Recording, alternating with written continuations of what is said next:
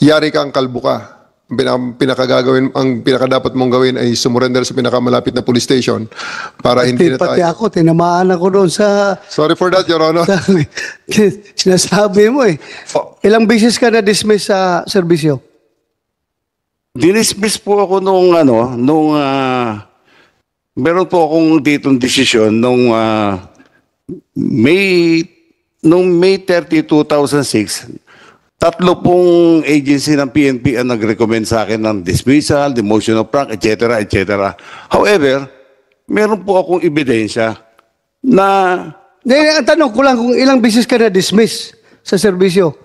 Per your knowledge. na-dismiss po noong 2006. 2006? Using June 1 decision na hindi naman po ma-authenticate. Wala ka ng, tanong ko lang kung ilang beses ka na-dismiss? Noong 2006 po. 2006? Your Honor. Tapos na-reinstate ka. Opo, Your Tapos Honor. nakapag-retire ka 2016. Opo, Your Honor. Kailan ka naging pulis? July 8, 1990 po, Your Honor. 1990. Opo. Hanggang 2016. Yes, Nag-retire ka. Yes, Your Honor. So ang haba ng panahon na yun, hanggang nakapag-retire ka, ang ranggo mo, PO1 pa rin. Bakit ka hindi na-promote? Kasi ganito po yun.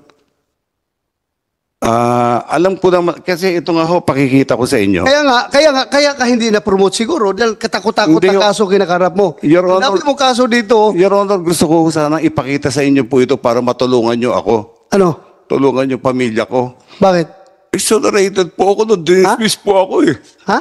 Exonerated po ako nung dinismiss po ako eh.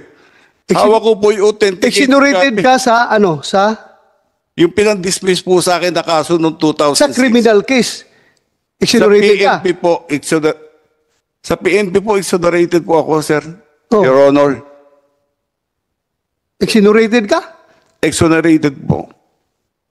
Paano ka na-dismiss? Authenticated copy po ito. Tuloy ko lang po, sir. Sige, Pwede, sige. if I may. Pina-authenticate ko po ito. Authenticated po ito, original coming from NCRPO. Nagulat po ako, bakit ako na-dismiss? Alam mo, ikaw, sa kamaro mo na yan, hindi mo kaya ipaglaban yung sabi mo dismissal. I don't think so. Nakita ko kayo mga pleadings mo yung mga dismissal mo, yung mga appeal mo sa NAB, na-reinstate ka nga dahil ang galing ng mga pleadings mo, ang galing ng abogado mo magawa ng papilis mo. Tapos ngayon, yung sabi mo na yan, hindi mo kaya ipaglaban niya, Your Honor, ako maniwala sa iyo. if I may, pwede ko po ituloy. Sige. Nagtaka po ako, nagkaroon po ng June 1 decision in a matter of one day. Same signatory po, same General Attorney Kasugbo. Pero hindi na po ako exonerated at yun ang ginamit nilang basehan para i-dismiss po ako from the service. Kaya po, Anyway, yung kaso mo, that will be another forum. Idali mo yun sa Napolcom. May Napolcom dito. Nakikinig ka, Commissioner Bernabe, ha? Tingnan mo yung kaso niya.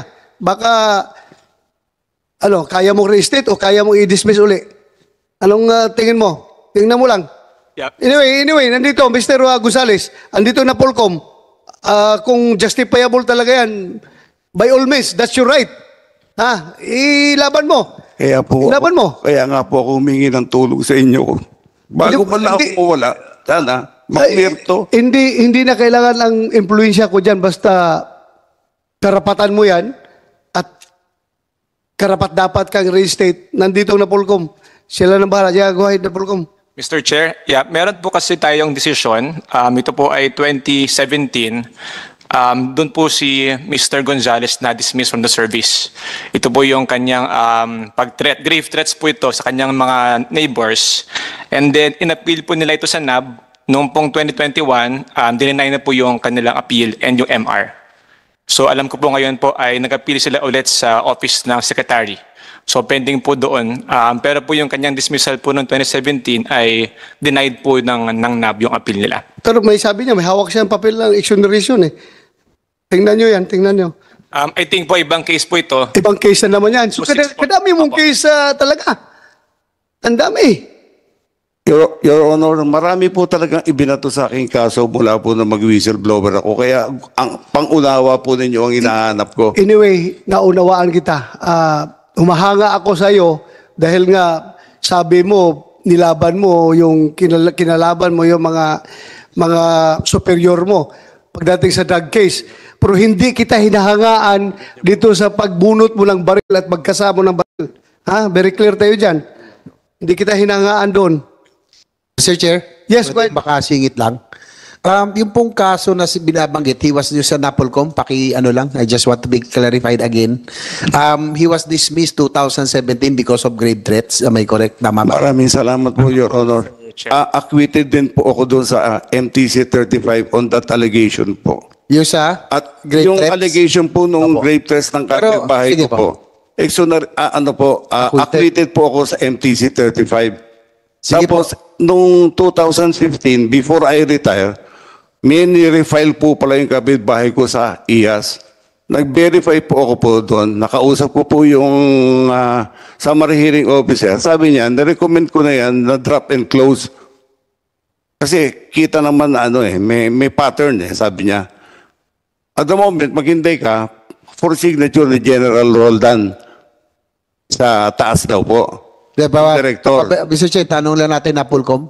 Ngayon, 2000, Napolcom. Sir Gonzales, tingnan natin si Napolcom. Ano po talaga yung kaso na why he was dismissed? Again, for the record. Yes, sir. Bale po yung case po is for grave threats po. Ito po yung... Filed by the neighbors, yung ba yung Yes. mga neighbors? 2017 po ito? Yun po 2000. yung date ng decision, but the incident po occurred in 2006. Yung 2006. Kay Kapitan De La Cruz, Mr. Jet, tanongin ko lang, yung sa yung mula 2018, may tatlong incident na po si Mr. De La Cruz. Tama po ba sa inyong barangay? Nagsimula lang po siya nung 2021 and 22. Nung Tatlo. lang po. So, Based on the record. siguro, Mr. Gonzales, tanong ko lang, meron ba kayong anger management issue dahil ba ito sa frustration? wala po kong anger management issue, Your Honor. Pero po, yung kaso nyo kasi ito, threats Hawak ko po lahat yung mga gawa-gawa nilang barangay blatter. Dahil sila po barangay first kagawad, yung isang Sandali, ikat kita dyan. Gawa-gawa nila yung kwan, yung mga... hindi nga, gawa-gawa nila. May complaint na naman nagpa-record na sinakal nyo. Tapos gawa-gawa na naman ng barangay. Your Honor, yung I don't want to listen to lies, no? Alam mo, makukontempt ka dito kapag sige ka diyang insist na mga lies mo, ha? Hindi po listo po ng documents Ha? po ito, Your Honor. Documents po ito. Documentary yung hawak nila So, you resolve that in other forum. Andito tayo ngayon sa issue, doon sa pagbunot mo ng baril, pagkasamo, Yes, sir. para magiging safe ng Yes, sir. mga siklista, Yes, sir. motorista sa kalsada, ha? I'm sorry, Your Honor. You do not use this hearing to justify your dismissal. I'm sorry, Your Honor. I'm sorry, Your Honor. Okay.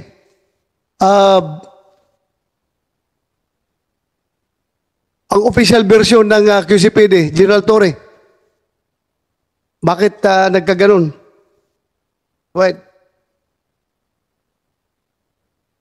Sa aling aspeto ng investigation, sir, may I clarify, Your Honor? Yeah, bakit hanggang alarm and scandal lang ang na-file yung kaso? Nakita man sa video na mayroong baril na binunot at kinasa. Hanggang alarm and scandal lang bang kaya nating ipapataw doon? Your Honor, the viral video came into my attention at around noontime. I was having lunch in my office.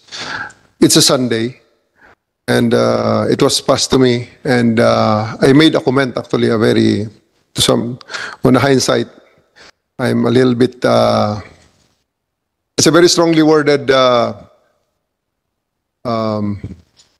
comment. I said there, if I can recall it, not on exact words, but the first the first line there is, yari kang kalbo ka. Ang pinakadapat mong gawin ay sumurrender sa pinakamalapit na police station para hindi na Pati tayo. ako, tinamaan ako doon sa... Sorry for that, Your Honor. Sinasabi mo Sorry for that. Anyway, Your Honor. sige. Pareho kaming kalbo na retired na police, ha? Pareho kami. Sige, go ahead. Continue. I apologize, Your Honor.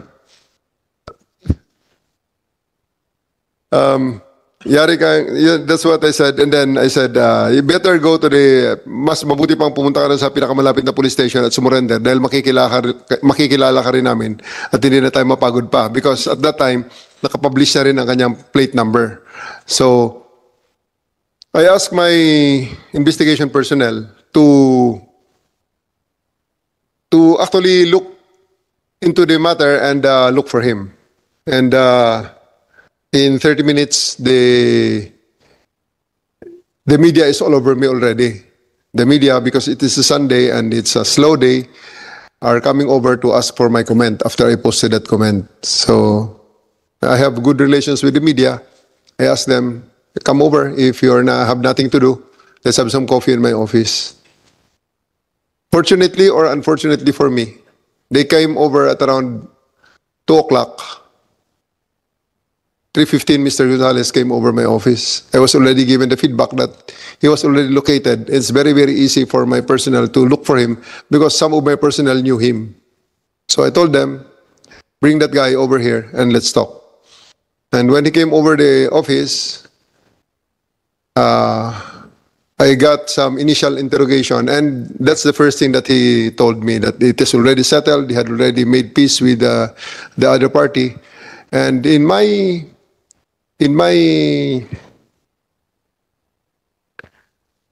assessment, indeed, I think it was a non-issue. I thought it was a non-issue already.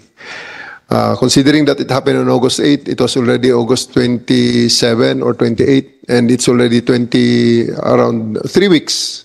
So I assessed that if there's somebody who is really aggrieved in this matter, they would have already come out in the open and have already made a ruckus in the media or in the other forum. Now that, with that assessment, the media had been pestering me and badgering me for my comment and requesting for Mr. Gonzales to be interviewed. I am now in quandary whether to grant their request or not. And on hindsight, again, giving us a 2020 vision, I should have done it in a different manner. What I should have done is I have made a statement to the media and let Mr. Gonzales go his own merry way and face the media on his own. However, I made that wrong move of bringing him in front of the media when I made a statement. He's just in another room, and I asked him to be brought to me. And for that, I drew the flag, and as a contrition and as an admission of the guilt of that oversight, I resigned my position as Quezon City Director, sir. And I commend you for that. Thank you, sir. At least hindi ka kapituko sa posisyon mo. At hindi mo binigyan ng mabigat na problema yung Chief PNP na hanggang abot kay Chief PNP yung pambaba sa social media. Tama yung ginawa mo. Umalis ka kaagad.